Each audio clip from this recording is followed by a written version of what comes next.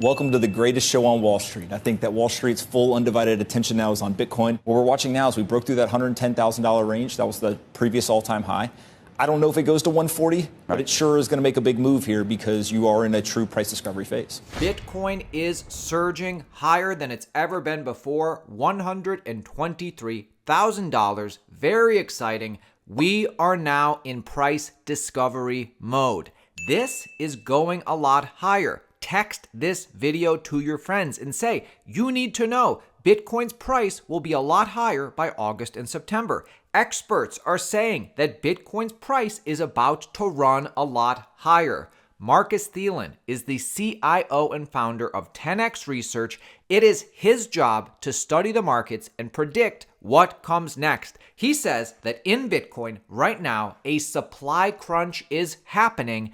Listen to the price targets he gives at the end of this clip. Smash the like button, support the content. You say we are looking at fresh uptrend signals in this market. Some analysts say we could be on track for 130,000 plus by August or September. Is that realistic? It is realistic just simply from a statistical point of view, because we just had a short-term model breakout literally like 10 days ago.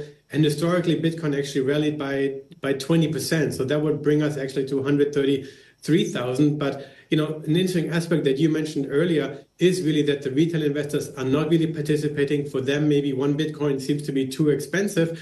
But on the other side, we have, of course, a lot of corporates, a lot of institutional investors buying.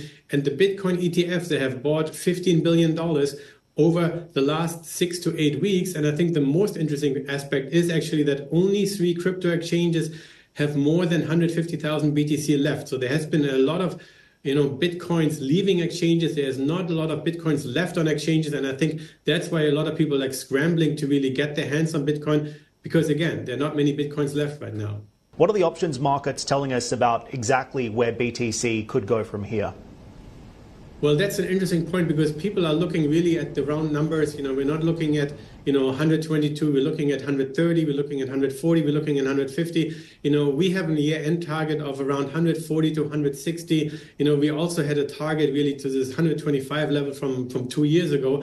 And I think, of course, it requires a lot of money coming into the market, but we're seeing this money now coming. And of course, with these shorts that being stopped out of the futures market, and plus this gamma from the option market, I think the market actually is gravitating to the next higher strike, which is the 130 level, and then potentially the 150,000 level. Okay, 150,000. I think you said 160,000 as well, which would be an extraordinary run. Crypto Week in Washington is this week, with Congress and specifically the House of Representatives taking up 3 big crypto bills. Stablecoin bill to be signed into law, market structure bill soon, anti-CBDC bill being discussed more.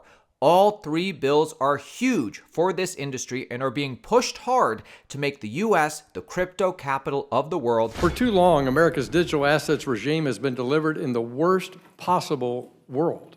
Regulation by enforcement that stifles responsible innovation, and an existing commodity and security regulatory framework that's plagued by gaps that leave consumers unprotected and investors confused. This broken status quo has exposed Americans to disasters like the catastrophic collapse of FTX in 2022.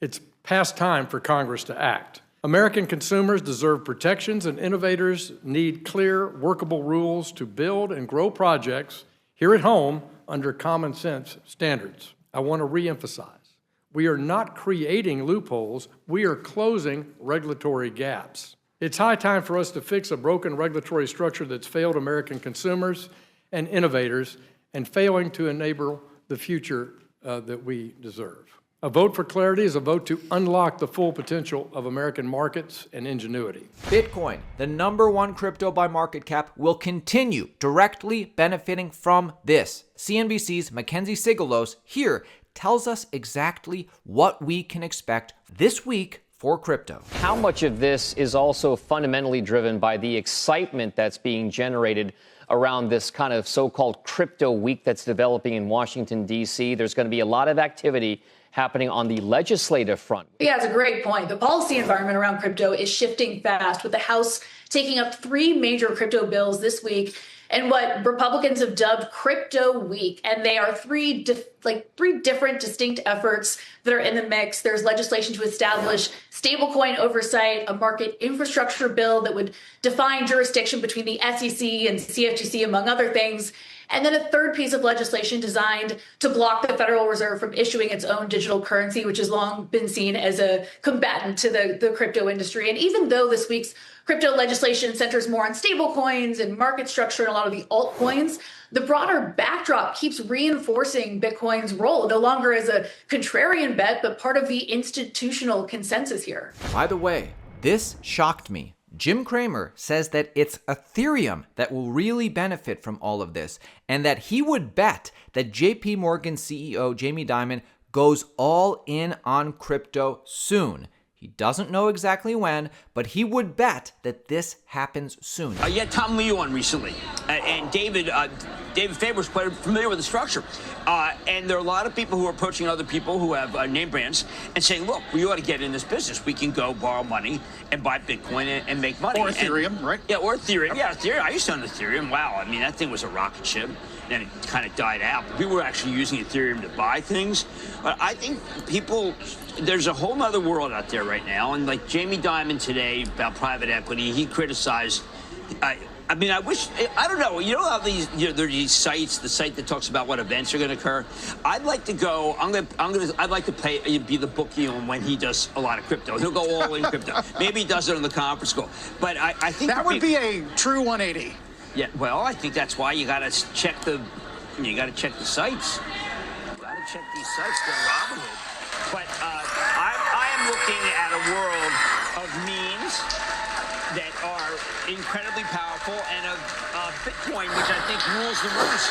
And I don't think anybody realizes how many deals are going to be like Tom Lee's deal. Again, understand that a lot of different bullish catalysts are all converging at once, sending Bitcoin's price a lot higher.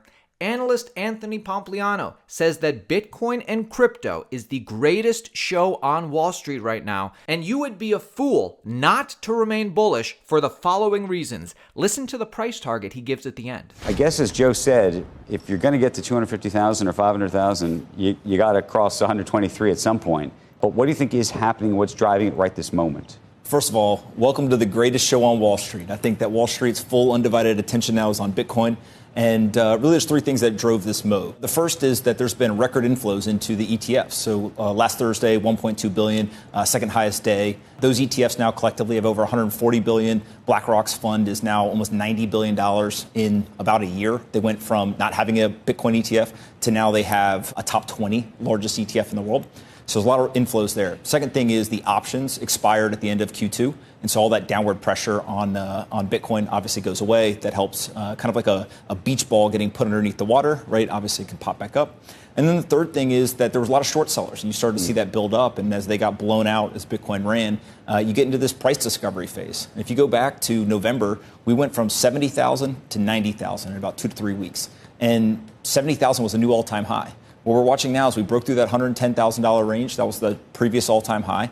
I don't know if it goes to 140, but it sure is going to make a big move here because you are in a true price discovery phase. Guys, look what's happening. Breaking news. Banks can now custody Bitcoin and crypto.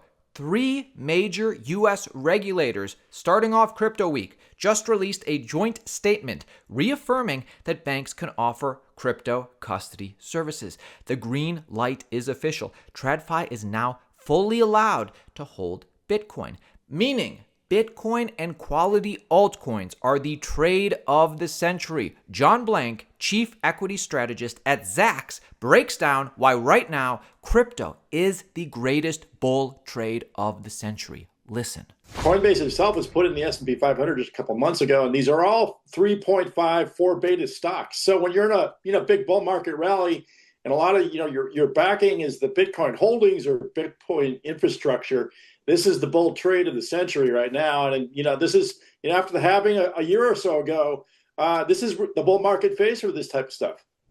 So you like it? We're going up from here? I presume from what you just said we are. Yeah, I mean, the thing, Steve, this week we've got this thing called Crypto Week going on in the House of Representatives.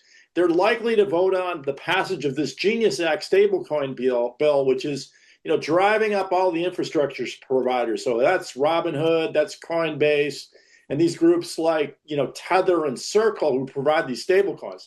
And even more interesting, Steve, is Walmart and Amazon may get into the stablecoin business on the back end of this, and that would be an attack on Visa and MasterCard fees, because they're basically free if you get a stablecoin off of one of these systems. So we do need to pay attention to this as more than just, something faddish and speculative within the Coinbase, crypto Bitcoin world, but something that actually could transpire into the retail space. Hey, attention crypto traders. Big bonuses on this crypto exchange this week. Sign up on WeX. 20% deposit bonus, VIP 2 status instantly, that's big, and of course up to $30,000 in welcome bonuses for completing tasks, all with the code altcoin. This is a limited time offer. Make sure you click through on our links below and sign up and make an account on WeX so you can be good to go for this bull market. My name is Aaron at Altcoin Daily. Make sure you subscribe. We give you an edge in crypto by giving you information on a daily basis, 100% specifically about crypto. We are the #1 crypto YouTube channel in the US, top 3 in the world. Join the Altcoin Daily team. This year is really heating up. So are you buying or are you selling? Comment. Are you buying or are you selling? What's your strategy? Michael Saylor said it best. The way you win over the next 10 years is to keep buying Bitcoin. Do you agree or disagree with his advice here? Your goal is to raise and reinvest capital relentlessly, as fast as you can, as much as you can, as fast as you can. The velocity compounds the wealth. So, you create that practice, the small hotel, you incorporate, you sell 10% of the equity, you buy Bitcoin, Bitcoin goes up, the value of the hotel goes up, you sell 20%, you buy more Bitcoin, the value of the enterprise goes up, you borrow a little bit of money, you buy Bitcoin, the value of the enterprise goes up. You're continually raising capital. You have cash flow, you buy Bitcoin. You have treasury assets, you buy Bitcoin. You have a house that doesn't have a mortgage on it, okay, well, good for you. You could borrow money at 6%, invest it at, it's been going up 80% for the past year. So you can capture, even if you look at a 30 or 20% ARR, you're borrowing at 6, you're investing at 20, you're capturing the spread, it's compounding. This is a race to capitalize on Bitcoin. He who has the most Bitcoin at the end of the game wins.